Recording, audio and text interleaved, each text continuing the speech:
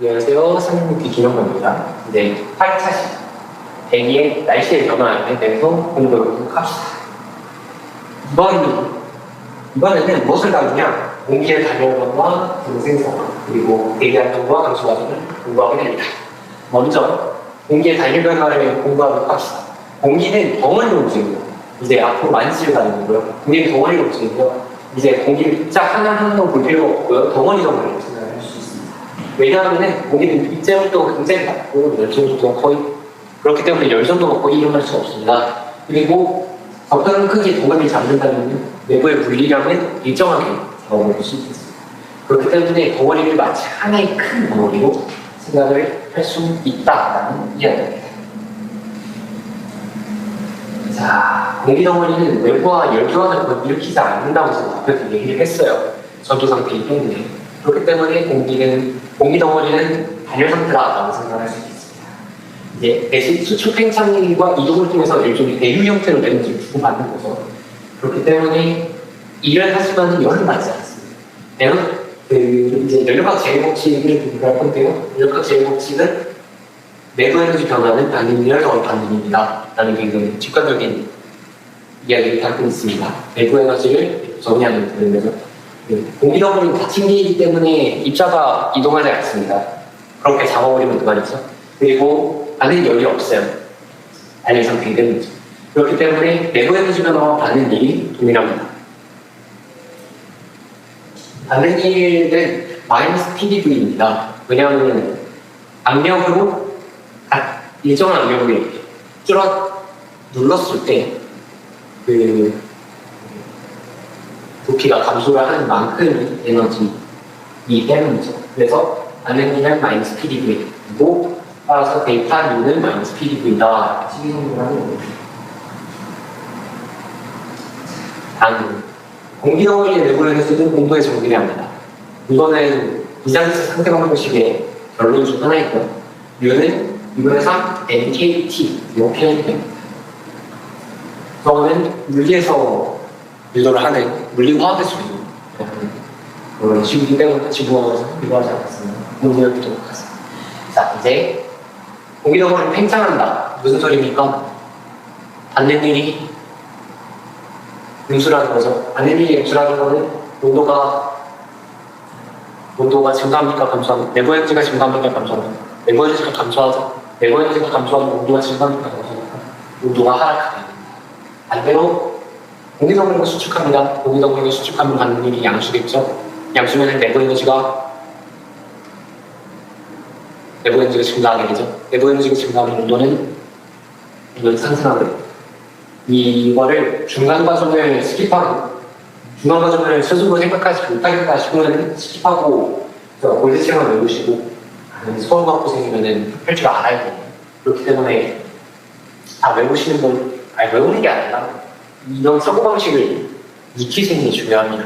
이렇게 차근차근 생각하는 것이 굉장히 중요해요. 따라서 팽창하면 온도가 감소하고 수축하면 온도가 증가한다 라는 이야기입니다. 이제 공기 덩어리는 상승하다는 게 팽창 수축합니다. 이거는 왜 그러냐면은 앞선 수업에서 얘기했다시피 연지군도 대기의 연지강력 분포는 거의 일정하게 유지되고요. 올라갈 수밖에 낮아지는 건 항상 맞는 일입니다. 그렇기 때문에 공기 덩어리가 상승하면 어떻게 될까요? 외부 압력이 낮아지겠죠. 외부 압력이 낮으면 어떻게 될까요? 내부 압력이 더 크겠죠? 내부 압력이 더 크면 어떻게 될까요? 팽창하겠죠? 팽창하면 어떻게 되죠?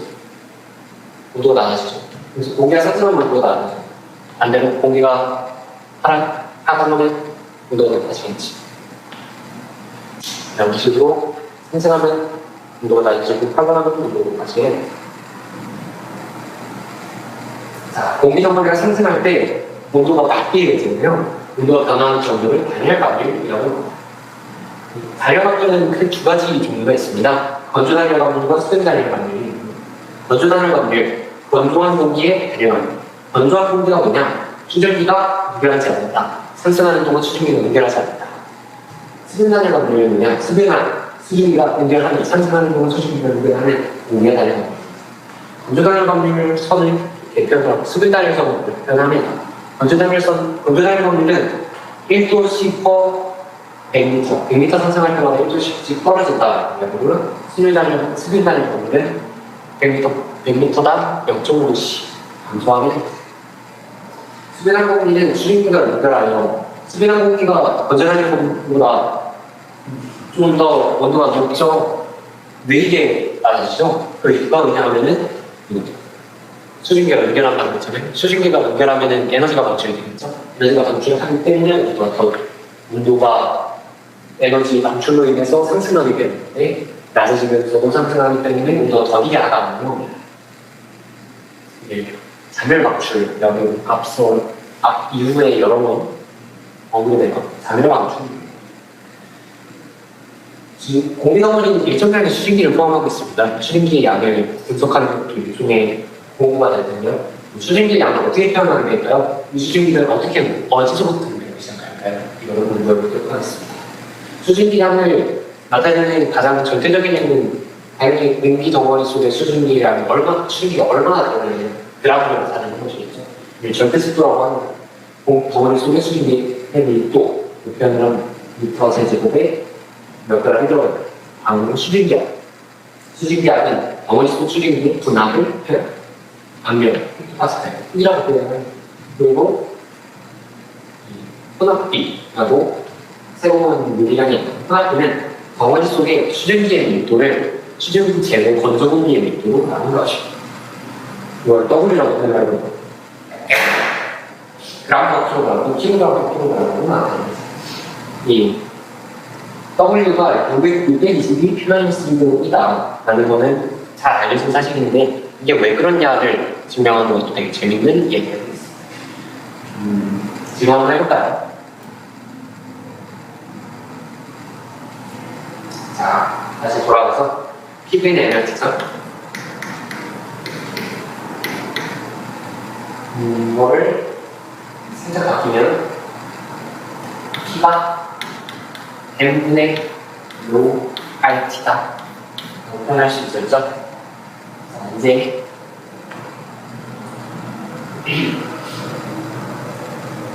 생각해보자. 그러면 water의 밀도는 어떻게 표현하냐면 RT분의 PM이죠. RT분의 M이죠. 그러니까 RT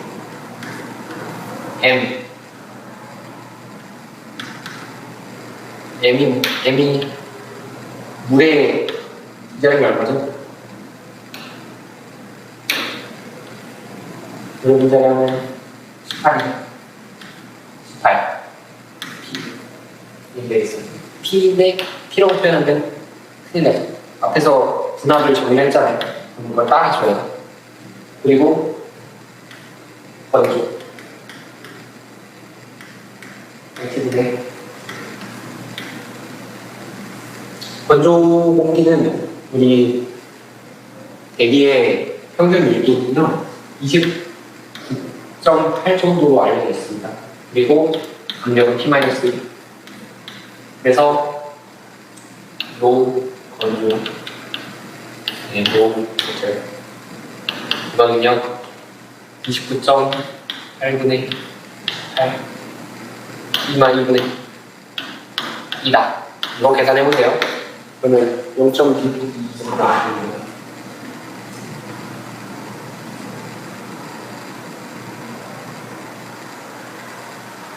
0.2 정도 나오네요. 얘가 이 값이 아닌 29였나 보네요. 29로 계산을 하면 0.62가 그래서 이게 호감이라고 했죠. W가 0.2 P-1의 P 이게 킬로그램 또 킬로그램이겠죠. 그램 바꾸려면 1000곱하면 되겠죠. 1000곱하면 620이 나니까 라는 거 알 수 있겠습니다. 다음 온도에 따라서 수증기가 연결하는 수증기의 한계량은 포화 수증기량은 이게 뭐냐면은 사실 화학 아직 안 배웠을 수도 있겠지만 화학에는 이 상평형 도라고 있습니다. 상평형 도랑 증기압 속성이라고 있는데 상표 정도에서 여기만 볼 수 있고요. 포화 수증기량을 넘어가는 순간 수증기가 응결하기 시작하면 이거는 그냥 외우시면 됩니다. 그래서 수증기 밀도의 한계를 포화 수증기량이라고 생각을 하시면 되고, 이 수증기 밀도의 한계는 대부분 수증기 분할의 한계가 있겠죠. 포화 수증기 압이라고 하고, 수증기 분할과 상응하는 혼합비 한계, 포화 혼합비라고 하는 이런 전체 압력에 영향을 받겠죠. 이렇게 온도에 따라서 포화 수증기량이 결정이 돼요. 이건 어떠한 값이라고 생각하시면 됩니다. 현재 온도의 한계량 중에 얼마나 차이인지를, 얼마나 이 수증기가 차이인지를 상대습도라고 합니다. 상대습도는 이렇게 표현할 수 있죠. 포화 수증기량이 현재 수증기량. 온도가 감소하면요, 포화 수증기량이 감소하겠죠. 그러면 상대습도가 증가하겠죠. 상대습도가 1이 되는 순간이 딱 기화, 액화 시작하는 순간이겠죠. 그렇기 때문에 이 상대습도가 1이 되는 공기덩어리 온도를 정의하게 되어 있습니다. 정의한 온도를 이슬점이라고 합니다. 즉, 공기덩어리가 응결이 시작되는 온도가 이슬점이다. 정의합니다. 이 그림을 한번 이해해 볼까요? P라는 공기는요, P라는 공기의 수증기량이 E죠. E일 때 P의 이슬점은 이렇게 같은 E를 이렇게 쭉 그렸을 때 포화 수증기량이 만나는 점, 여기가 P의 이슬점이 되고요. P'의 이슬점은 똑같은 의미를 갖는 TP'이 되겠습니다.